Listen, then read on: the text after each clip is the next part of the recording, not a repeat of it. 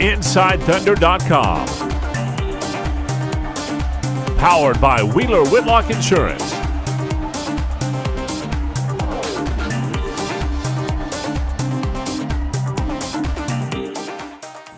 Hi, I'm Randy Renner at Chesapeake Energy Arena. If you weren't a fan of either of these teams, this was an unbelievable game to watch. If you were a fan of one or the other, you might have suffered a few minor heart attacks coming down the stretch at various points. This game was mostly led by the Thunder. In fact, Golden State's biggest lead was the final score, 3 points, and they led for less than 30 seconds of an overtime game, and the Thunder lose it heartbreakingly so, 121 to 118. Kevin Durant fouled out early in overtime. He still ended up with 37 points, hit 7 threes. Russell Westbrook had 26. All 5 Thunder starters were in double figures. The big story, though, Steph Curry hit 12 three-pointers, finished with 46 points for the longest time in this game. Curry was the only member of the Warriors who managed to hit a three-pointer. Like I said, he hit 12 of them. That's a pretty good number for most teams. And Klay Thompson also ended up with 32. Big night for him. No other Golden State starters finished in double figures. The Thunder out-rebounded the Warriors by a huge amount, out-rebounding them 62 to 32, but the Thunder also had a lot of turnovers. They had 23 turnovers on this night. Golden State had just 11. The Thunder also missed a bunch of free throws. That was a big story, but Golden State missed a lot of those as well. After the game, head coach Billy Donovan talked to a packed media room. Well, I was proud of our guys, the way they competed in the game, and certainly offensively, Golden State being the team they are offensively, I thought it was a great defensive performance for us in that first half. I thought we really defended very well. We let Curry get loose a few times. I think he made 3 straight threes, and then the second half, I thought we still did a pretty good job. But overall, I thought it was a game where our guys just laid it on the line. I thought we took a step in the right direction defensively. I thought there was a lot of positive things to take from the game, and hopefully we can continue to grow and develop in this. Coach Michael Kenny, can you just talk about the final sequence of the, especially the overtime? Looked like a couple of shots there were a little mismanaged. Just what did you see? Well, I actually, was a little bit more concerned in that end of that first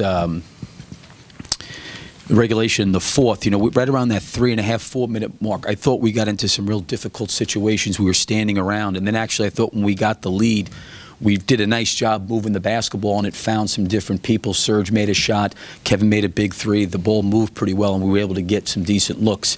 Obviously with Kevin fouling out and offensive answers, I thought we tried to get Russell in some space, moving the floor and clear out a side for him to play. And, he played his heart out and made a lot of good plays. But I thought we were pretty organized coming down the end there. We were scoring. But obviously, we were scoring 2s to their 3s. They were coming down the stretch, and that was, I think, a big difference, too. Can you take me through the last play of regulation when Kevin's trapped in the corner, why no timeout, and then when he lobs it over and everything? Yeah, well, we had one timeout. I think there was 15 seconds to go in the game. My feeling was there was a possibility we were going to have to maybe call a timeout, especially if they fouled us and we made free throws and they called timeout and scored. So I just basically told the guys, we have one timeout. If we can't get it in quickly to either Kevin or Russell, go ahead and take it. I probably should have helped Kevin there when it came in bounds. I think maybe he was waiting for a foul, and maybe I could have jumped in there and helped him there a little bit. But even with all that being said, the ball kind of got thrown away. I think Draymond Green saved it, and give Iguodala credit. He made a couple tough free throws, there at the end of there, but it was one of those things where I gave those guys the option, saying, "Hey, listen, we got one timeout. If we can inbound it quickly, go ahead and do it." And again, Kevin had the ball, they trapped him, and maybe I could have come down there at that point and helped him out a little bit. Billy, it seems like that they don't really have an answer defensively for what Kevin can do, and for him to foul out so early in overtime. I mean, it hurts anytime you lose him, but just how much more did that impact you guys? Oh, it definitely did, but our guys battled and fought. We were playing without Kevin. But, there was a part of that game there where they were playing without Curry, too, when he went out. You know, I'm sure Kevin wanted to be out there playing. It would have been nice to have him out there. You know, we closed the game without him. But, you know, I thought all the guys, you know, really played their hearts out and did a lot of good things. It's disappointing to come up a little bit short like that, but I think there's a lot we can take from it in terms of what we can do and what we're maybe capable of doing defensively with a tremendous amount of energy and focus. Billy, what about the play? KD got the lob that he gets so often from Russ underneath the basket, goes ahead and puts one up that ends up being an air ball. Did you set up something in the huddle, and would you have wanted him to go ahead and try to convert there? You know, it's one of those things where, you know, when you're coming out of timeouts like that, we had basically a down screen play on Kevin. They top blocked it, and Kevin, you know, I thought it was the right pass by Russell. It was over the top. You know, again, I think in those situations where guys are making decisions like that, you know, listen, there's a lot of plays that I'm sure a lot of guys would have liked to have had back. You know, I'm sure.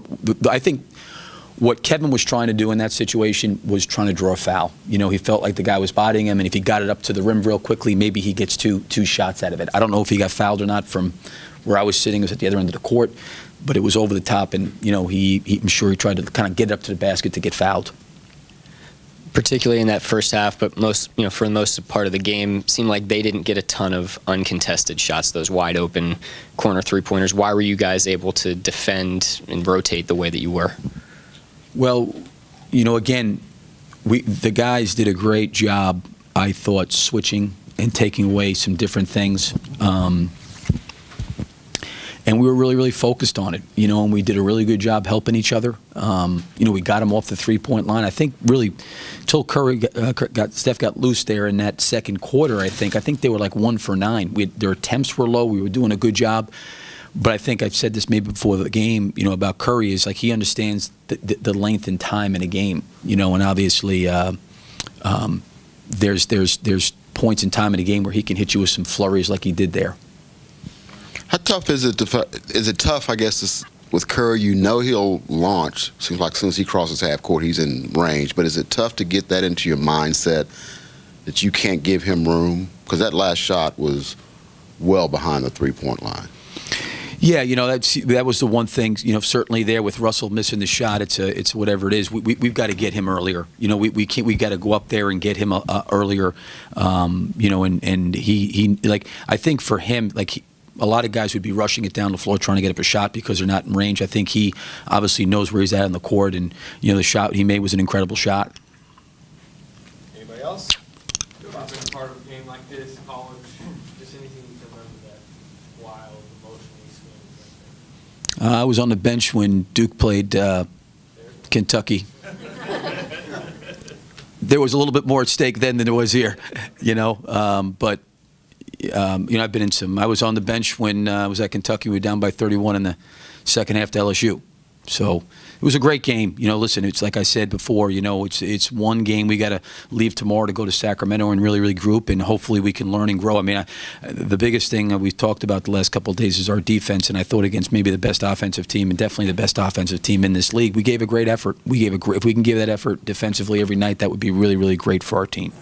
Billy Donovan, after Thunder lost to Golden State by the score of 121-118 in overtime, but as you heard Billy say, there were a lot of good things that happened. Thunder can be encouraged by their performance against Golden State, but it is still a loss, and the Thunder have lost 4 out of 5, and they go on a long road trip now on the West Coast where they'll play these same Warriors again at the end of next week out in Oakland. They begin the trip in Sacramento. Keep it here. We'll keep you updated at InsideThunder.com.